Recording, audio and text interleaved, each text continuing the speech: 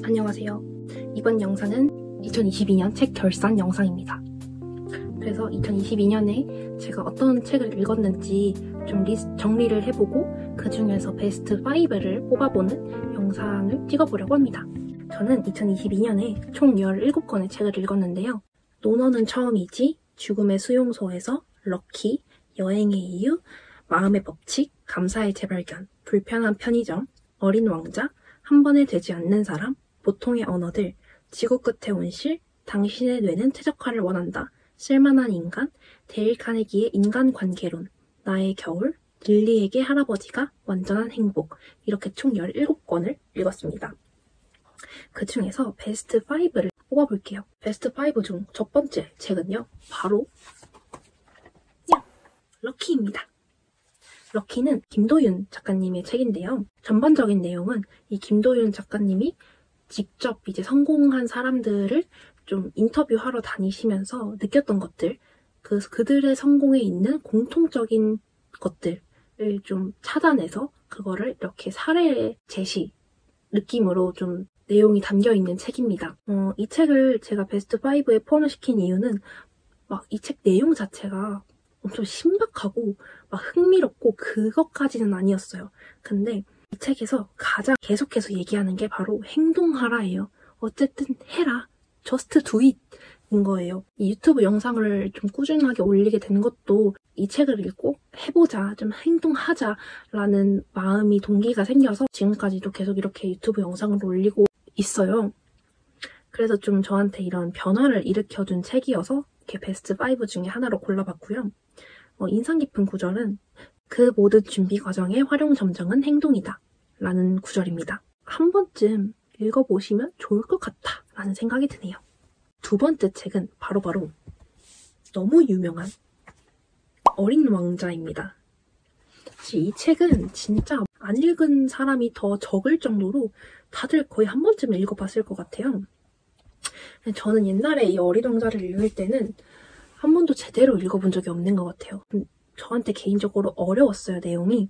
그래서 제대로 읽어본 적이 없다가 한 전시회를 갔는데 그 어린 왕자의 스토리를 가지고 좀 만든 전시회였는데 내가 이 스토리를 좀 알고 보고 싶다라는 생각이 들어서 읽게 되었어요. 근데 이제 어린 왕자가 그런 책으로 좀 유명하잖아요. 읽을 때마다 다르다. 그러니까 그런 책으로 되게 유명하잖아요. 그래서 저는 이번에 어린 왕자를 읽으면서 좀 외로움이라는 키워드가 가장 꽂혔던 것 같아요. 뭔가 여기 나오는 기본적으로 등장하는 뭐 어린 왕자나 장미, 뭐 조종사, 그리고 여우, 그리고 어린 왕자가 만났던 좀 이상해 보이는 어른들도 왠지 그냥 다 혼자고 좀 외로워 보인다라는 생각이 들었어요. 특히 이제 그 어른들 각 행성에서 만나는 장면에서 그 모든 이해되지 않는 행동들이 혼자 있어서 너무 외로워서 그런 그 외로움을 좀 견디기 위한 모습, 회피하기 위한 모습이라고 보여줬던 것 같아요. 왜 이거를 베스트 5 안에 포함시켰냐? 뭐 읽어보신 분도 계실 테고 안 읽어보신 분도 계실 테지만 읽어봤으면 좋겠다. 정말 이건 각자 느끼는 바가 정말 다를 거기 때문에 뭔가 이 영상을 보시는 분들도 한번 어린 왕자를 읽어봤으면 좋겠다라는 생각이 들어서 어린 왕자를 이렇게 포함을 시켰습니다. 저의 세 번째 책은요, 김초엽 작가님의 지구 끝의 온실입니다. 이 책은 소설인데요.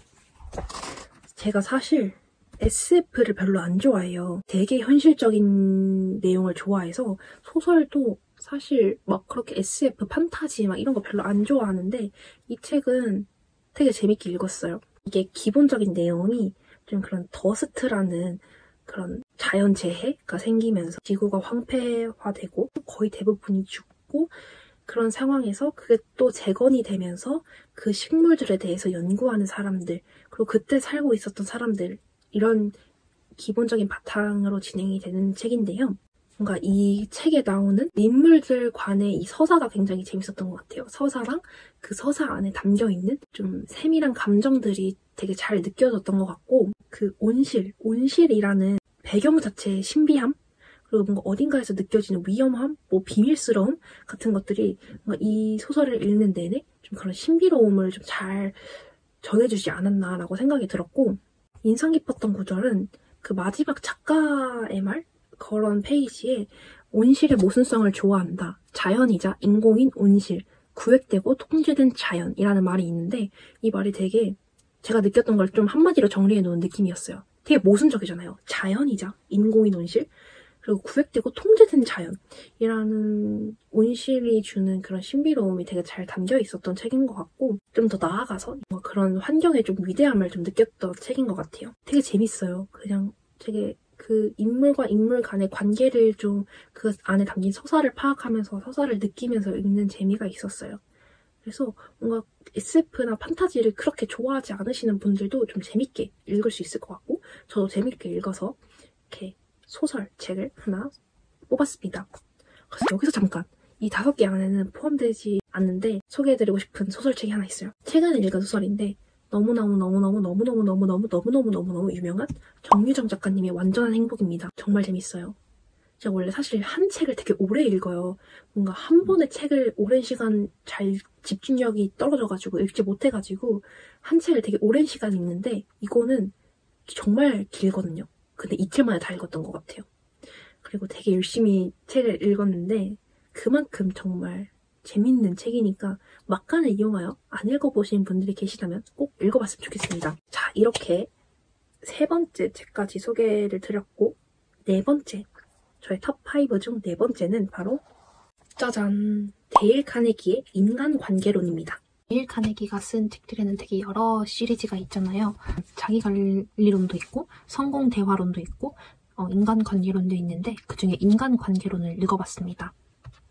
그래서 전반적으로 우리가 삶을 살아가는 데 있어서 뭐 사업을 하거나 아니면은 뭐 그냥 일반적인 인간관계를 맺을 때 좀 어떻게 하면 좋다라는 그런 지침서가 될 수 있을 것 같아요. 인간관계론을 읽으면서 좀 인상 깊었던 거 몇 개를 말씀드릴게요. 협조적인 대화를 하려면 상대의 생각이나 감정을 내 생각이나 감정만큼 중요하게 생각하고 있다는 점을 보여주어야 한다. 상대에게 대화를 나눠야 할 목적이나 방향성을 제시하는 것으로 대화를 시작하고 상대가 듣고 싶어 할 만한 것을 중심으로 이야기하고 상대의 관점을 적극 수용하면 이야기를 듣는 사람이 마음을 열고 내 생각을 받아들이게 하는 데 도움이 된다. 인간관계로는 전반적으로 상대방의 입장을 먼저 헤아려주고 그들의 이야기를 먼저 들어줄 때 그때 비로소 그들은 우리의 이야기를 잘 들어주고 더 좋은 인간관계를 만들어 나갈 수 있다라고 좀 이야기를 하고 있어요.